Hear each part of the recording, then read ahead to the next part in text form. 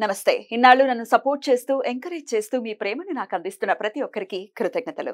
అలాగే ఈ వీడియో కూడా ఖచ్చితంగా మీకు ఉపయోగపడుతుంది. లైక్, షేర్ అండ్ సబ్స్క్రైబ్ చేసి మీ సపోర్ట్‌ని నాకు అందించండి. అలాగే ఈ వీడియో పట్ల మీకున్న అభిప్రాయాన్ని కామెంట్ సెక్షన్‌లో కామెంట్ చేసి తెలియజేయండి.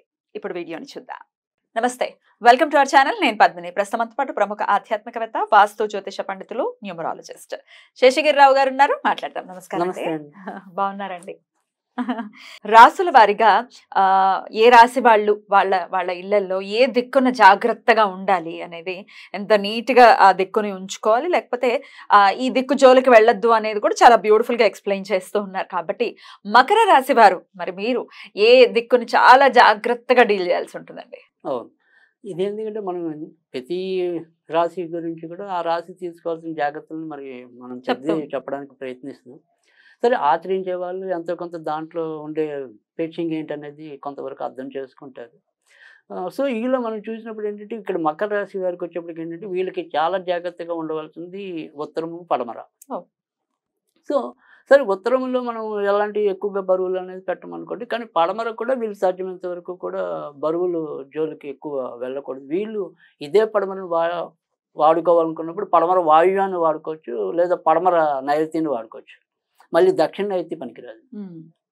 దక్షిణ నైరుతి ఎందుకు పనికిరాదు అంటే కనుక, వీళ్ళకి దక్షిణం అనేది లాభస్థానం అవుతుంది. సో తర్వాత రెండోది వచ్చేప్పటికి, ఈ దక్షిణ నైరుతి కలిసినప్పుడు నైరుతి వచ్చేప్పటికి ఇక్కడ మనకి రాహుకి సంబంధించింది అవుతుంది. సో వాళ్ళిద్దరిని మూవ్ చేసినప్పుడు ఏంటవుతుందంటే, మనకి ఆర్థికంగా రావాల్సిన లాభాలు ఏవైతే ఉంటాయో అవి కరెక్ట్గా రాలేకపోవటం అనేది ఉంటుంది. సో ముఖ్యంగా ఈ మకర కుంభ రాశి వాళ్ళు ఎవరైతే ఉంటారో వీళ్ళిద్దరూ కూడా శని యొక్క ఆధిపత్యంలో పుట్టడం అనేది ఉంటుంది.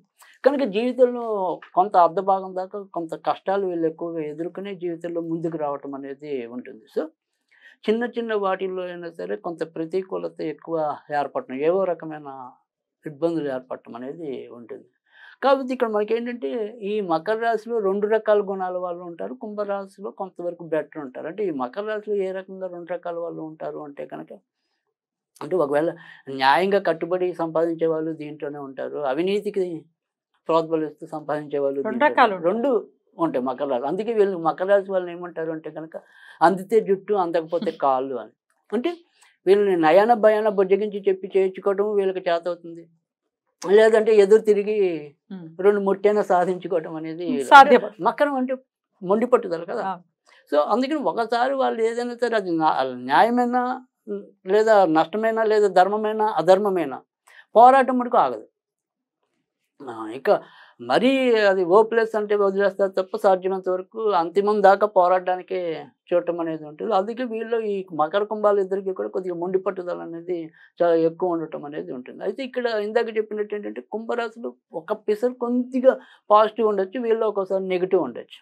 కానీ ఏదైనప్పటికీ కూడా ఇద్దరికి కూడా బాగా ఉపయోగం అనేది పడమరని జాగ్రత్తగా చూసుకోవాలి. ఈ పడమరని కనుక జాగ్రత్తగా చూసుకోకపోతే, ముఖ్యంగా మకర రాశి వాళ్ళకి ఏమవుతుందంటే కనుక, జీవితంలో తప్పటడుగులు వేసే ప్రమాదం అయితే ఎక్కువగా ఉంటుంది. సో ముఖ్యంగా టీనేజ్గా ఉండే అమ్మాయిలు అవ్వచ్చు, అబ్బాయిలు అవ్వచ్చు, వాళ్ళు తప్పుదారి పట్టే అవకాశాలు అయితే ఉంటాయి. సో ఒక్కోసారి ఏదైనా సరే వ్యసనాలు, డ్రగ్స్ అనుకోండి, ఇలాంటివి ఏమైనా కూడా వీళ్ళకి రావడానికి అవకాశం ఉంటుంది. కనుక మకర రాశి అనేది చాలా జాగ్రత్తగా ఉండవలసిన రాశి. కనుక అక్కడ శనిని ఎంత గౌరవిస్తే అంత మంచిది.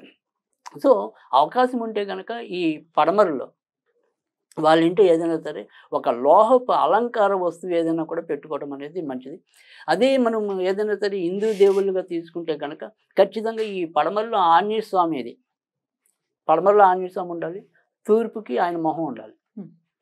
అలా మళ్ళీ పర్వతాలు ఎత్తే ఉంటాయి చూడండి, వద్దు. సంజీవని పర్వతాన్ని తీసుకొచ్చేటటువంటి అలా డైరెక్ట్ ఫేస్ ఉండాలి ఆంజనేయ స్వామి. అది నించున్నదైనా పర్వాలేదు, కూర్చున్నదైనా పర్వాలేదు, ఫేస్ మటుకు ఖచ్చితంగా డైరెక్టే ఉండాలి.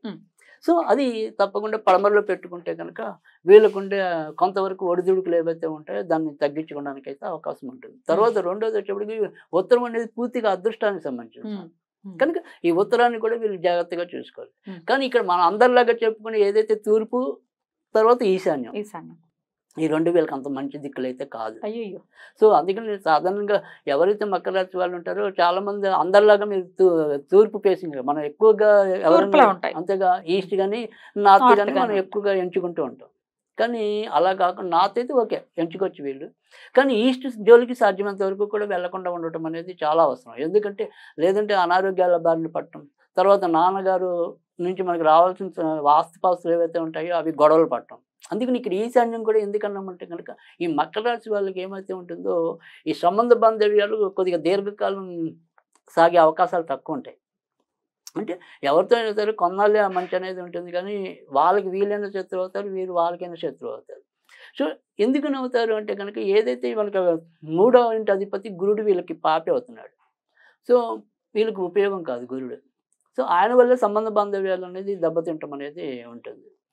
అయితే ఇక్కడ ఇదే గురుడు వల్ల ఏంటంటే ఆయన వ్యయాధిపతి అవటం వల్ల మళ్ళీ ఇదే మకర లగ్నంలో మీకు ఏదైనా సరే మోక్ష సాధకులు ఉంటారు కదా, లేదా తీవ్ర సాధకులు ఉంటారు కదా, అలాంటి వాళ్ళు సాధన జయించడానికి కూడా ఇదే రాశి వాళ్ళకి ఉపయోగం ఉంటుంది. కనుక ఇక్కడ తూర్పు అనేది ఎప్పుడు కూడా వీళ్ళకి అంత పెద్ద యూజ్ కాదు. తర్వాత వచ్చేప్పటికి ఏంటంటే ఈశాన్యం కూడా అంత మరీ యూజ్ కాదు. కనుక ఈ ఈశాన్యం అనేది ఎంతవరకు ఉపయోగించుకోవాలి అంటే మనకు కేవలం మన దైవత ఆరాధన కోసమే, అంతేగాని మిగతా వాటిలో ఈశాన్యంలో కొంతవరకు బరువు తగ్గినా బరువు పెరిగినా వీళ్ళైతే బాధపడాల్సిందే. బరువు పెరిగినా పర్వాలేదా? రైట్, తప్పకుండా పెంచుకోవచ్చు, తప్పేం లేదు. అమ్మో ఈశాన్యం కదా నా అనే అనుమానం వీళ్ళకి అక్కర్లా. సో ఒకసారి అక్కడ చెడిపోయినా కూడా వీళ్ళకి వచ్చే నష్టం అయితే గ్యారంటీగా ఉండదు. సో వీళ్ళు బాగా చూసుకోవాల్సింది అయితే కనుక పడమర నేను మన ఉత్తరాన్ని బాగా చూసుకోవాలి. సో దక్షిణం కూడా వీళ్ళకి నెగిటివ్ ఎనర్జీ ఎక్కువ పాస్ అవుతుంది కాబట్టి మళ్ళీ బరువులన్నీ కూడా దక్షిణంలో పెట్టుకోవచ్చు, తప్పైతే ఏమీ లేదు. ఇంకా ఇందాక మనం చెప్పుకున్నా ఖచ్చితంగా ఆంజనేయుడి యొక్క విగ్రహం లేదు అంటే కనుక ఎనీ టైప్ ఆఫ్ మెటలే ఉండాలి. ఆ మెటల్ విగ్రహం అంటే అలంకార డెకరేటివ్ పీసులు అంటాం కదా, ఇలాంటి అలంకార వస్తువులు ఏవైనా కానీ మెటల్కి సంబంధించి పెట్టుకోవటం వల్లే ఎక్కువ మంచి జరగటం అనేది ఉంటుంది. తర్వాత ఇంట్లో సెంట్రల్ బల్బ్ ఏదైనా సరే బ్లూ ఆర్ గ్రీన్ పెట్టుకుంటే కనుక ఖచ్చితంగా ఉపయోగపడటం అనేది కూడా ఉంటుంది. Blue or green, right. అలాగే ఇంటికి సంబంధించిన రంగులు కూడా ఇలా నీలం కానీ ఆకుపచ్చ కానీ ఎక్కువ వాడితే కనుక వారి అదృష్టం మరింత పెరిగే అవకాశాలు కూడా ఉంటాయి. సో ఈ రకమైన జాగ్రత్త. శని ఎక్కడ వాళ్ళ జాతకంలో ఎక్కడ ఉన్నప్పటికీ ఇవి పనిచేస్తాయని అనుకోవచ్చా? అందుకని ఇప్పుడు శని ఒకవేళ నెగిటివ్ ఉంటే కనుక ఇంకా ఎక్కువ పనిచేస్తుంది, ఇంకా ఎక్కువ పనిచేస్తాయి. సో ఎందుకంటే ఆ నెగిటివ్ని కొంతవరకు అరికట్టడానికి. సో అందుకని ఖచ్చితంగా మనకి అంటే ఆ వ్యక్తిగత జాతకాలు చూసినప్పుడు కూడా మనం ఇంకొద్దిగా బాగా చెప్పగలగడానికి అవకాశం కూడా అక్కడే ఉంటుంది. అంటే ఇప్పుడు బాగా కీడు చేసే ఏదైతే ఒక గ్రహం ఉంటుందో ఆ కీడు చేసే గ్రహానికి సంబంధించిన దిక్కు ఏదైతే ఉంటుందో ఆ దిక్కుని మనం కొద్దిగా పాడు చేసినా తప్పేం లేదు. సో మనకి ఖచ్చితంగా లాభాలు చేసే దిక్కు ఏదైతే ఉంటుందో ఆ లాభాలు చేసేది కూడా జాగ్రత్త పడాలి. అందుకని ఆటోమేటిక్గా కొన్ని మనం ఏదైనా సరే ఒక అడ్వైజ్ ఇచ్చినప్పుడు సపోజ్ నాకు కంటి ఈ మధ్య చీడికి మడికి కంటితో ఇబ్బంది పడుతున్నాను అన్నాను అనుకోండి, ఓకే ఇక్కడ వాడి జాతకంతో పాటు వాళ్ళు పొరపాటున తూర్పులో ఏమైనా తప్పులు చేశారు, వాళ్ళకి తూర్పు ఉపయోగం ఉంది, తూర్పులో తప్పు చేసినప్పుడు ఒకసారి కంటి వ్యాధులు వస్తాయి, గుండె వ్యాధులు వస్తాయి, అవన్నీ కూడా ఉంటాయి. ఇంత వాస్తు ఇంత ఇంపాక్ట్ చూపిస్తుంది. అంటే ఇక్కడ ఎప్పుడు కూడా నేను చెప్పేది అదే, వాస్తు ఇంపార్టెంట్ అనేది ఎలా ఉంటుందంటే అది ఎప్పుడైనా సరే మన ముందు మన యొక్క జాతకంతోనే అది ముడిపడి ఉంటుందని నేను మొదటి నుంచి వాదిస్తున్నాను. దశ లేకుండా దిశ లేదు అని చెప్పి. సో అందుకని సాధనకి ఇప్పుడు మనకి జాతకం కలిసి రాదనుకోండి, ఆ జాతకం కలిసి రాని దిక్కులుగా మనం ఆటోమేటిక్గా వెళ్ళిపోతాం ఇబ్బంది పడ్డానికి. సో దాన్ని ఎలా అరికట్టి దశ దిశ రెండు ఇంటర్లింక్ రేట్ తప్పకుండా ఉంటుంది. అది లేదు అని మటుకు పూర్తిగా అనడానికి లేదు. బట్ కానీ బేస్ అయితే ఎప్పుడైనా ఇదే. అన్ని సంగీతాలకి శాస్త్రీయ సంగీతం ఎలా ఆధారమో సో అన్ని యొక్క శాఖలకి అంటే సంఖ్యాశాస్త్రం అనుకోండి, కలర్ థెరపీ అంటాం మనం. సో రంగులు బట్టి కూడా కొన్ని రుగ్మతల్ని రూపుమాపచ్చు. సో వీటన్నిటి వెనుక ఏదైనా సరే ఉండే జ్ఞానం ఏదైనా ఉంటే, వేదాంత జ్ఞానం ఏదైనా ఉంటే, వేదాంతంలో ఒక భాగం ఏదైనా ఉంటే అది జ్యోతిషం. బ్యూటిఫుల్, చాలా అద్భుతంగా వివరించారండి. ఇక నెక్స్ట్ ఎపిసోడ్ లో కుంభరాశి గురించి మాట్లాడుకుందాం. నమస్కారం అండి.